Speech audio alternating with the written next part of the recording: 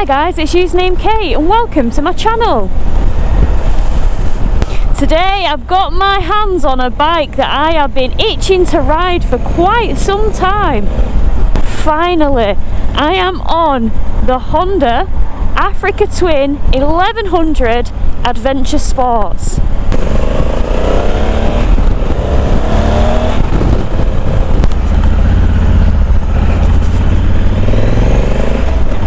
So if you guys want to hear what my initial impressions are, or my first ride review, then stick around, stay tuned, and I'll bring you the good stuff. Roll the intro!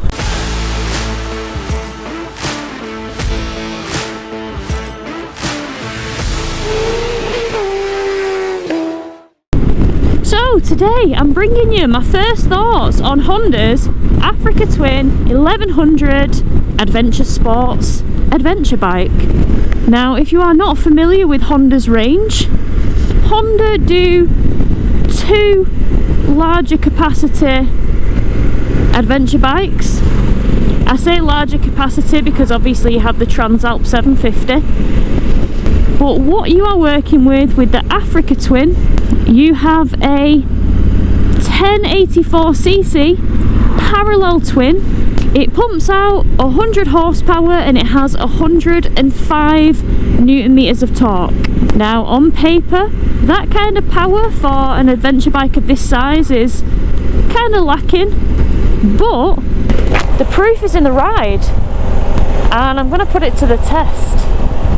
So today I am on the Adventure Sports model with the standard suspension. So this bike starts at £14,749 if my memory serves me right, but there are in total 4 options of the Adventure Sports model to choose from. So guys, if you aren't aware, Honda do an Africa Twin 1100 full stop base model. It's skinnier, it doesn't have as big a tank, it's more, let's just say, adventure bike, off-roady biased, I would say. And then you have the Africa Twin 1100 Adventure Sports model. Now for me, the Adventure Sports is more touring bike focused. I know a lot of my channel are BMW riders, so to give you a kind of an easy comparison, the Africa Twin is like Honda's GS, if that makes sense, and the Africa Twin 1100 Adventure Sports, which is this, is kind of comparable to the GS Adventure, just to put it in layman's terms. I'm going to try and find a nice spot to park up and talk you around this bike, a few specs. And I'm also going to show you guys what it's like for somebody in my height and build to sit on the bike and push it around and just give you an idea on the size of the bike really. 4, 3, 2, turn in, avoid the grid, avoid the old couple, don't want to scare them half to death. Thank you. We've got the lovely national sign ahead. So yeah, as I was saying, with the Africa Twin, the Adventure Sports model, you've got 4 options. You've got the manual Africa Twin, you've got the manual Africa Twin with electronic suspension, which is obviously going to cost you more. You've got the Africa Twin Adventure Sports DCT with normal suspension, and then you've got the Africa Twin Adventure Sports DCT with the electronic suspension. Now I always thought that people would much prefer the manual Africa Twin. I mean, I know that's kind of my first thought without having ever ridden a DCT. I just like to kind of be in control of where the power comes in, but I'm just a control freak with control issues. And I thought that would be mirrored, but you know what, it's far closer than you think. I believe across Europe it was 51% of the Africa Twins sold through last year were DCT. So even though it only just pips it, there is still a slight preference for the DCT. Whew. I tell you what, it does not feel like it's got 100 brake horsepower. Like on paper that's a bit deflated, but to actually ride, I think the torque really helps it to not feel like a 100 brake horsepower motorcycle. If you didn't tell me it had 100 brake horsepower at a guess, I'd have it at like 115, 120, genuinely. Nice tight bend, wank it round. Oh, sheesh. That parallel twin sounds kind of fruity. It's got a very aggressive roar to it.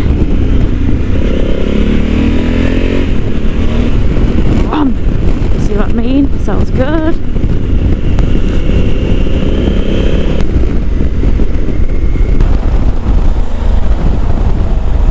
Oh, I keep pressing the hazards. Sorry dude, switch gear's not all that friendly. You're just gonna have to guess what I'm trying to do. But we'll get onto that when I walk you around the bike in a second.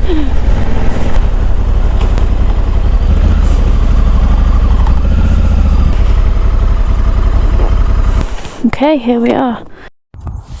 Okay guys, so here we have it. Honda's Africa Twin 1100 Adventure Sports model. So Honda has two Africa Twin models. They have the Africa Twin 1100 and then they have the Africa Twin 1100 Adventure Sports model. Now the difference is the Adventure Sports model is their creme de la creme. You have a much bigger tank on this bike and it is geared more towards touring. You also have added comfort and a taller screen as standard. You also get these handguards as well, which is quite a nice touch. We have Showa suspension, telescopic upside down forks, 45mm, so pretty beefy. And then moving on to the rear suspension, we have a Showa monoshock, which is preload and DF adjustable. So back to the bike. How tall is it? 850mm or 870mm depending on the seat height, but you can get a low seat option which lowers it by 25mm, or you can get a high seat option which will increase the height by 25mm, so it is quite customizable.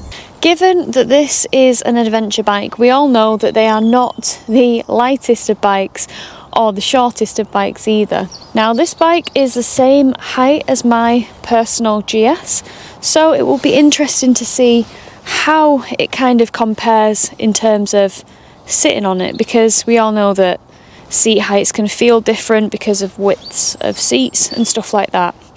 So 850mm. Let's have a look.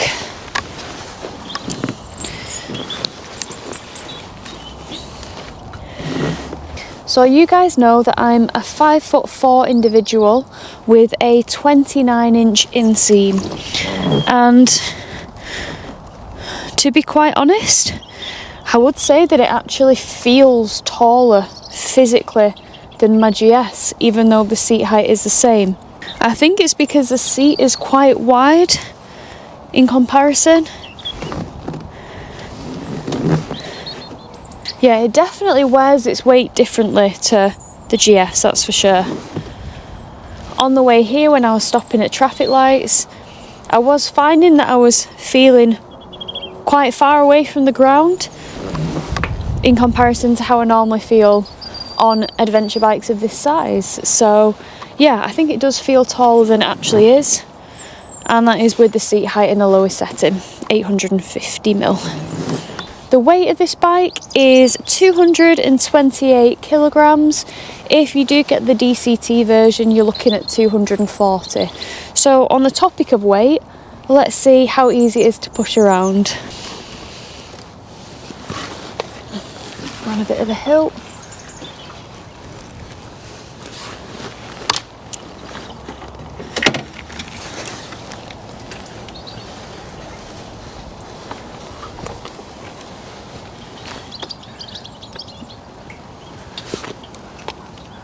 With regards to pushing this bike, because it has such a big tank, we're talking 25 litres, it does feel, I'd probably say, heavier to push than my GS, but not quite as heavy to push potentially as a GS Adventure.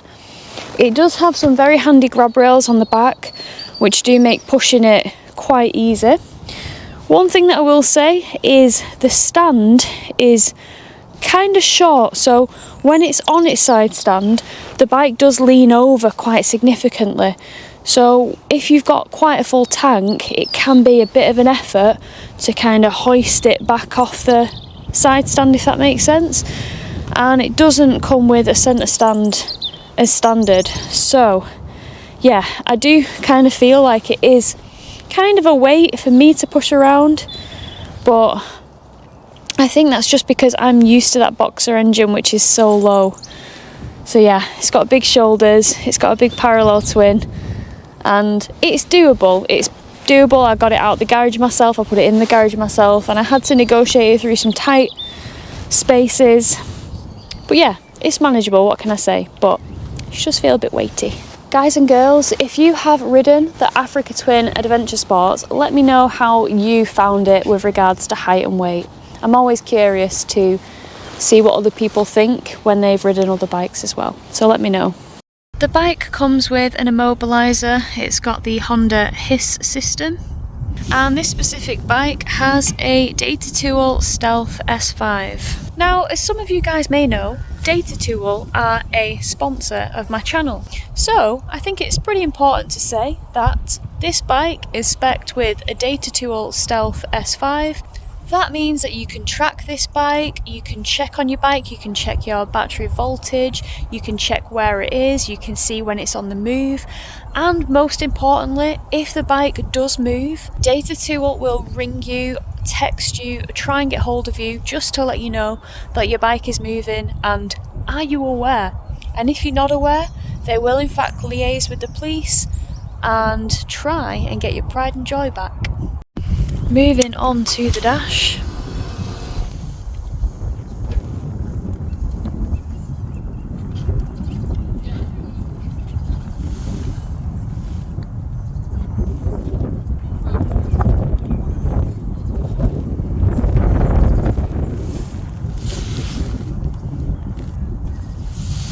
We have a 6.5 inch TFT touchscreen dash. The screen is a touch screen, but you can only actually utilise that function when the bike is stationary. It won't allow you to do it on the move as kind of a safety measure, which I kind of understand.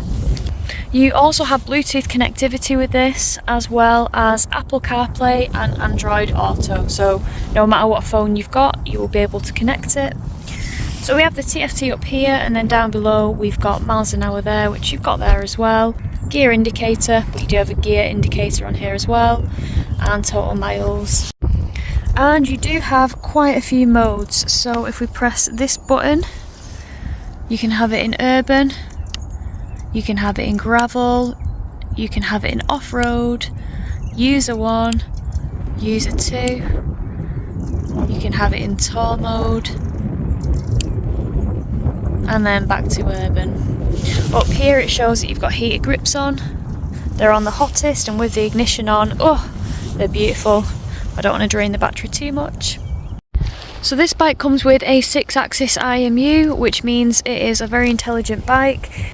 You have Honda's selectable torque control, you have anti-wheelie, you also have cornering lights because of this, and cornering ABS. Now the switchgear isn't backlit. I can imagine after a few months of ownership you do get quite familiar with where the buttons are, but as somebody that just jumps on this bike, I would say that it isn't very intuitive, but then again, if you're going to be owning this bike, you will learn this and you'll understand exactly how it works with the dash, so it's not too much of an issue. Clutch, we've got a cable clutch. It's not hydraulic, but it doesn't feel all that heavy. If we have a look at the front, it's pretty dirty today, but we've got LED lights. We also have cornering lights on this bike. If we pan round here, that is what the rear light looks like. Now this has a rack on because Honda have sent this to me with a top box, but I've just taken it off for this video. The screen, you can move it with this little mechanism here, and it's adjustable to 5 stages. The tank of this bike, let's have a look at it. It has got shoulders. When you're riding this bike and you look down, it does look very, very wide. We've got a 24.8 litre tank, and Honda claim that you can get 300 miles from this tank. So if you own an Africa Twin Adventure Sports, please let me know if that's the case. If we look at the brakes, we've got dual channel ABS. You've got 2 ABS modes. You can either have it ABS on all round, or you can remove it off the rear for like an off-road or gravel mode. And on the front we've got 310mm diameter discs, and we have Nissan radially mounted 4-pot calipers.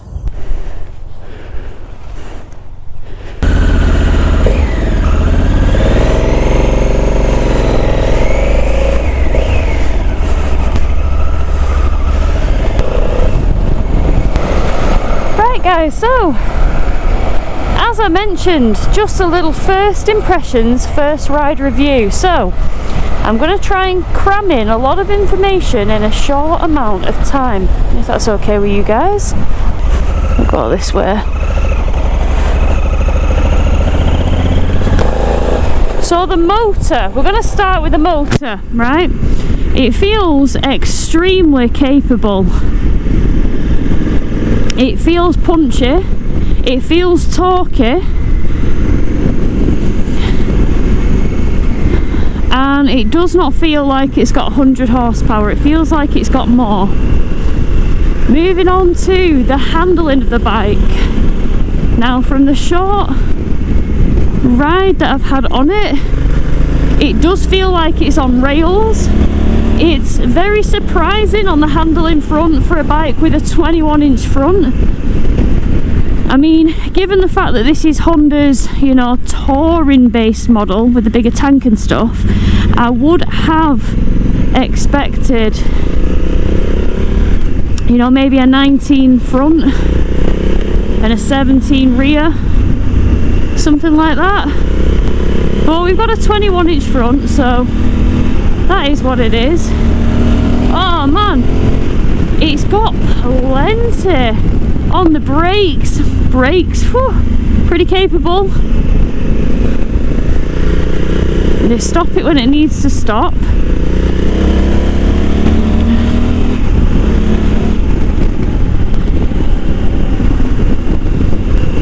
Yeah, so handling so far, very impressed. Give the biker a wave. He nodded. Hey. So I've currently got it in urban mode because I wanted a bit of a sprightly ride. But you have user modes as well, so you can really fine tune, you know, the elements of your ride.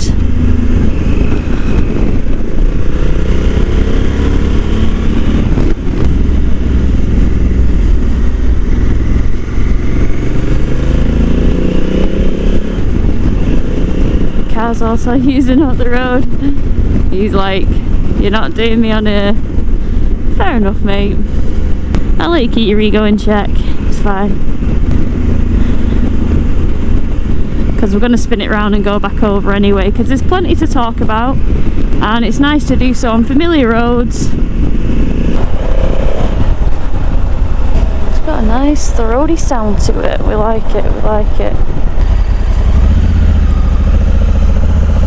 I mentioned we were going to take it back over river, and that's exactly what we're going to do. Riding position, extremely comfy from the offset. You jump on it, it feels like an adventure bike. You feel like you're you're proud on the bike, you're upright. It is just a stereotypical adventure bike riding position, and it is very good. In terms of seat, the seat so far is very comfy, but again, there are so many things that I'll be able to tell you more about as I ride the bike more. I have a very big tour planned around the Cotswolds with my girls, and we're all on Africa Twins. We've got some adventure sports, we've got some base models, so if there's anything specific you want to see in that video, let me know. Oh, it flows. Brakes are great. Suspension feels good, even though it is like, you know, it's not the fancy electronic suspension. It's set pretty comfy. It's not jarring. It is adventure bike comfort, given the fact that it's the adventure sport, you know, which is more angled towards touring. It's pretty comfy. Oh, come on, dude. You can absolutely get round there. Probably would have been safer if you attempted that earlier, but never mind.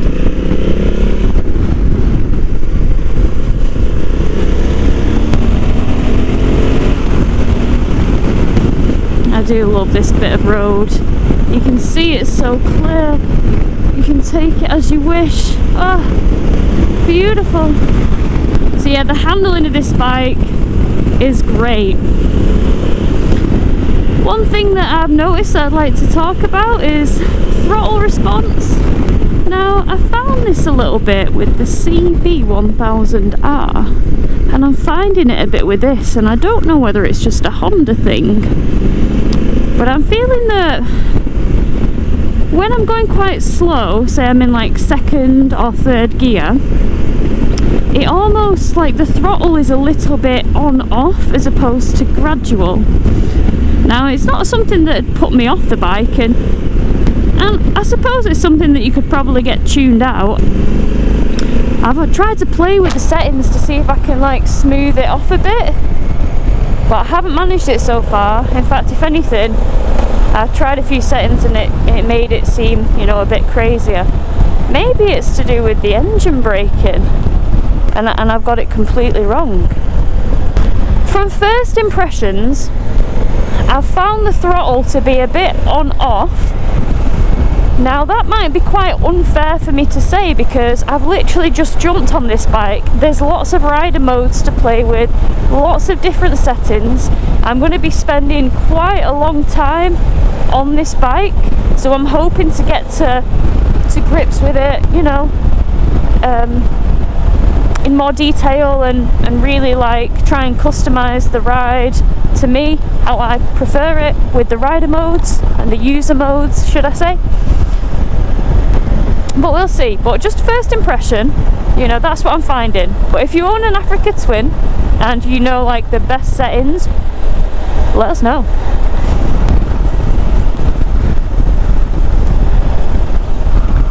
Into a 20. Let's calm ourselves. Oh, I keep catching the hazard light when I try and indicate. I haven't got to grips with the switchgear yet. Like, I'll go to turn and I just start flashing my hazards at people, especially in these big chunky winter gloves. Maybe it would be different in the summer, but yeah, I'm really struggling to hit that indicator time and time again. Well, it does have self-cancelling indicators, which is pretty good.